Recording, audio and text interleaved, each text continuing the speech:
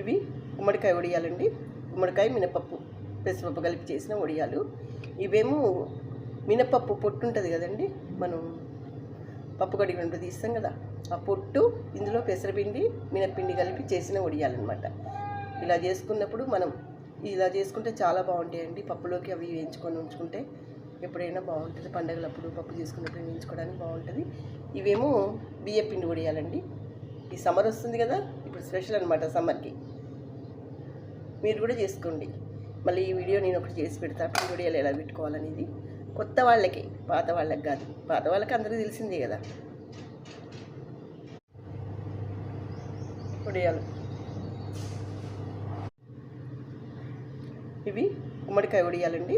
గుమ్మడికాయ మినపప్పు పెసరపప్పు కలిపి చేసిన వడియాలు. ఇవేమో మినపప్పు పొట్టు ఉంటుంది కదండి, మనం పప్పు కడిగినప్పుడు తీస్తాం కదా, ఆ పొట్టు ఇందులో పెసరపిండి మినప్పిండి కలిపి చేసిన వడియాలన్నమాట.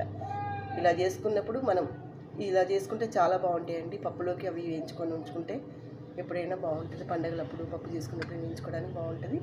ఇవేమో బియ్యపిండి వడియాలండి. ఈ సమ్మర్ వస్తుంది కదా, ఇప్పుడు స్పెషల్ అనమాట సమ్మర్కి. మీరు కూడా చేసుకోండి. మళ్ళీ ఈ వీడియో నేను ఒకటి చేసి పెడతా, పిండి వడియాలు ఎలా పెట్టుకోవాలనేది. కొత్త వాళ్ళకి, పాత వాళ్ళకి కాదు. పాత వాళ్ళకి అందరికీ తెలిసిందే కదా.